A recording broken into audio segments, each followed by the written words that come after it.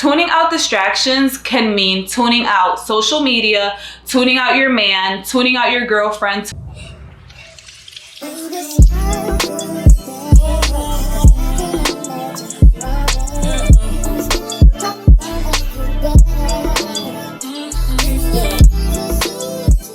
Hey babes, welcome back to my channel. If you're new here, I'm Raquel. I create beauty, fashion, lifestyle content, skincare as well. So if that's something that you're interested in and are into, make sure to subscribe to my channel so you can be tuned in every single time that I upload a video. Can y'all believe that this is my first time ever drinking a poppy? Like, what? So yeah, I'm gonna give you my reaction straight up right now.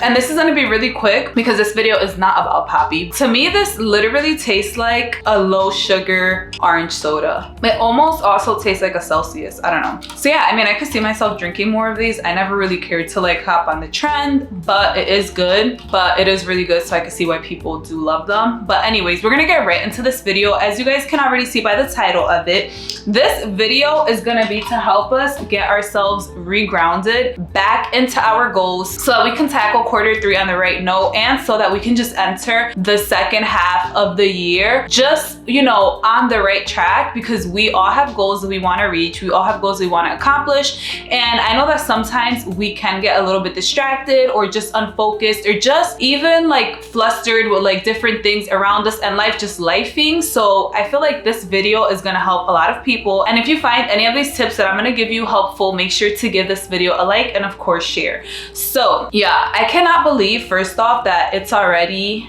almost the end of May. I know that currently it's May 12th. However, to me, I'm already thinking it's the end of May, because next thing you know, we're gonna blink our eyes, it's gonna be a week past, and then June is gonna be here. So I'm mentally telling myself I have one more month of the first half of the year, and then we are at the second half. Pretty much that's it. The year's over. When I think second half of the year, in my head, I'm like, oh my God, it's like turbo mode. Like I need to just get it together. Like I've accomplished a lot in the first quarter, but right now is when we gotta like put our foot on the gas and go just as hard as we were going at the start when we had our New Year's resolution. So I'm gonna give you some tips just to help you reground yourself and get yourself refocused. All right, so the first tip that I'm gonna give you is gonna be creating a good to-do list. And I know that this may sound so like, I don't know, it just sounds like, okay girl, create a to-do list. I already know that, I already do that. But I feel like being very intentional with the to-do list that you create is very important. Like, so what I like to do is that I like to create a to-do list based off of priority. So like if I know that I have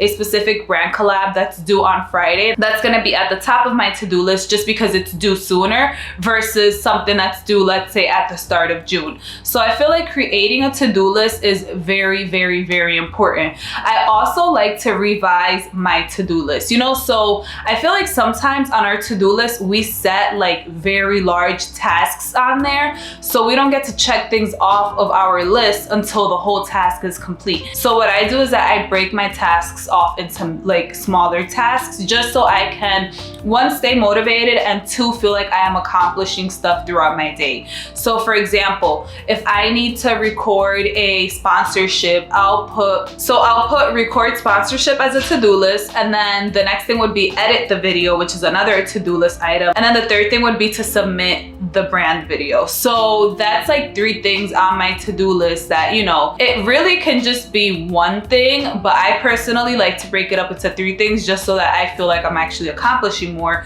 throughout my day every single time that I complete one of those tasks. So again, the first tip is to make sure that you're creating a to-do list, and a very detailed one, so that you are being super intentional with your day and you're maximizing all of your hours. So my second tip is gonna be to tune out distractions. And again, this one sounds super basic, super normal. I already know that, but no, we're gonna dive a little bit deeper into what that means. Tuning out distractions can mean tuning out social media, tuning out your man, tuning out your girlfriend, tuning out your dog, tuning out everything. So I feel like me personally, I'm gonna just speak for myself, like I get easily distracted by so many things. I get easily distracted by TikTok, Instagram, scrolling. Like I'll start watching videos of people eating, mukbangs, just crazy stuff, and next thing you know, I'm scrolling on that platform for an hour, maybe 2 hours, where that's time that I could have been using to be productive. Another distraction that I feel like we really don't like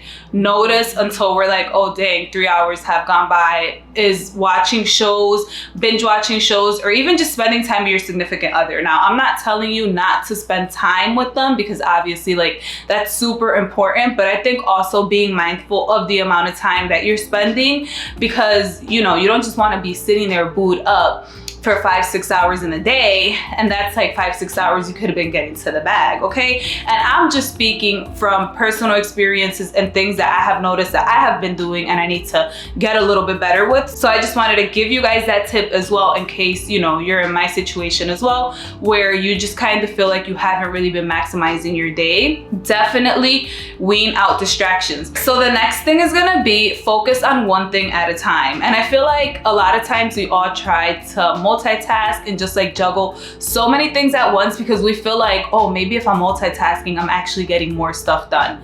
No, I'm gonna tell you right now, no. Depending on what the multitasking is. Now, if it's like you got laundry going, you got your dishwasher going, and you're editing a video, okay, that's good multitasking, because it's not something that requires you to have its full attention, each of those things. Now, if you're here multitasking, trying to like watch a Netflix show and edit and respond to like, no, it's not gonna work. Like you're gonna find yourself giving your attention to one thing more versus the other. So I definitely recommend not multitasking. And again, I'm speaking from, you know, myself, my personal experiences. When I find myself multitasking, I notice that I don't really focus on the task that I need to focus on as much as I need to, if that makes sense.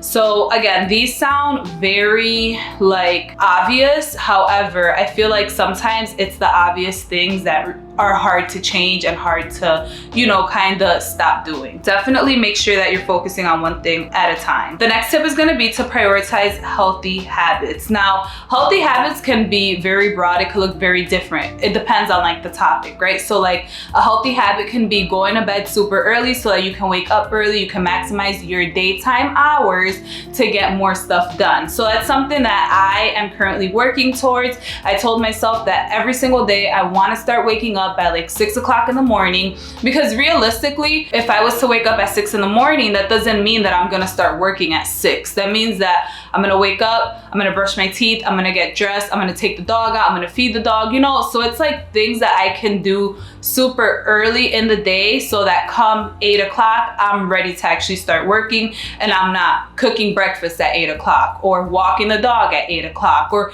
cleaning around at 8 o'clock. You know, it's just things that I can do way before, so that come, you know, the start of my day, whether that's 7 or 8, I'm ready and I'm just free to pretty much start doing all of the tasks that I have on my to-do list. Remember, you need that to-do list. Another healthy habit that I definitely would suggest and advise would be to incorporate a lot of water at the start of your day as well. I know that that sounds like silly, like, okay girl, we know we're gonna drink our water, we're gonna mind our business.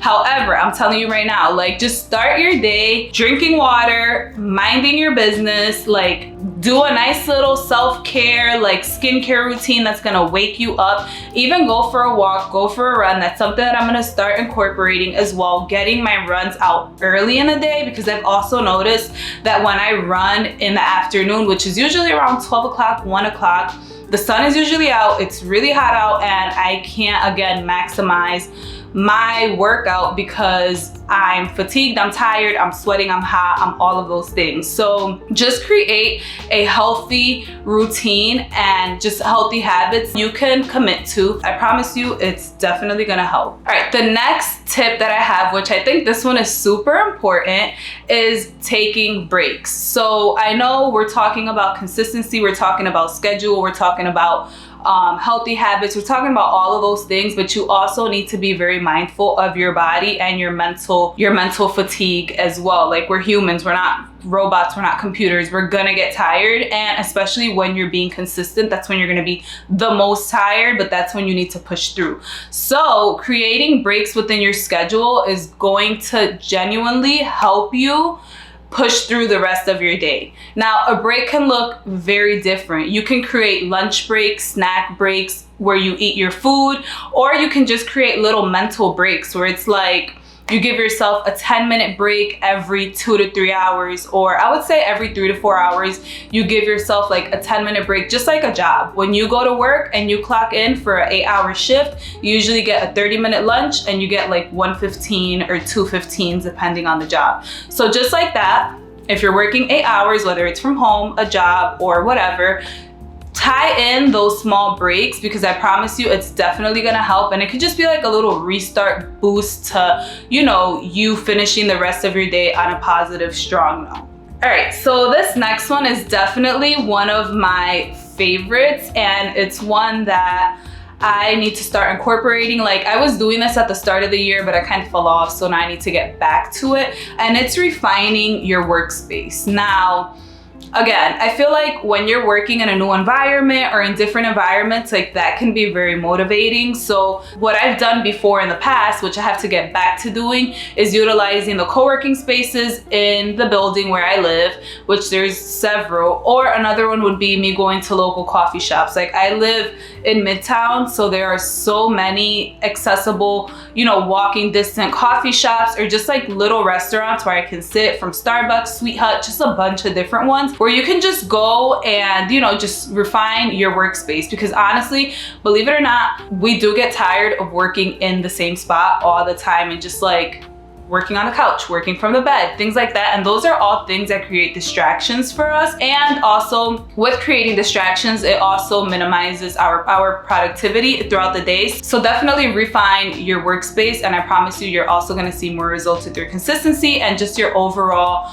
motivation and like drive to want to work. And this is the last tip, and it's gonna be to let go of perfectionism. Listen, I know that if you have goals, that means that there's things that you want to achieve, which I'm sure you want to achieve them a certain way, and you want everything to be perfect, but the reality is that nothing is ever going to be perfect. Nothing at all, nothing.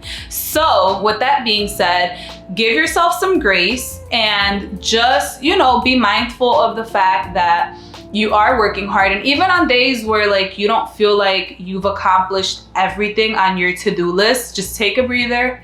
It's okay. It happens to all of us. It's happened to me. You know, like, life happens, stuff happens. So just give yourself grace, be patient with yourself, be patient with your growth, because growth isn't something that's gonna happen overnight. It's gonna definitely take time, and it's gonna look very different. Like, you may see a lot of growth in one area of your life or your goals, but you may see slower growth in another category or area. So just be mindful of all of that. You know, definitely try to apply as many of these tips as you can to the remaining of Q2, because there's still a month and 2 weeks left. So that's plenty of time to like create a shift and create these healthy habits that are gonna help you, you know, just have a great second half of the year. But yeah, let me know down below in the comments if you guys have any other tips that you may recommend or suggest, or just things that you practice on a daily that you have seen allowed you to achieve your goals a little bit faster, or have just even allowed you to maintain some form of consistency within your day-to-day. But yeah, this is the end of the video. If you guys enjoyed this video, don't forget to give it a like, comment, and of course subscribe, and I'll see you guys in the next one.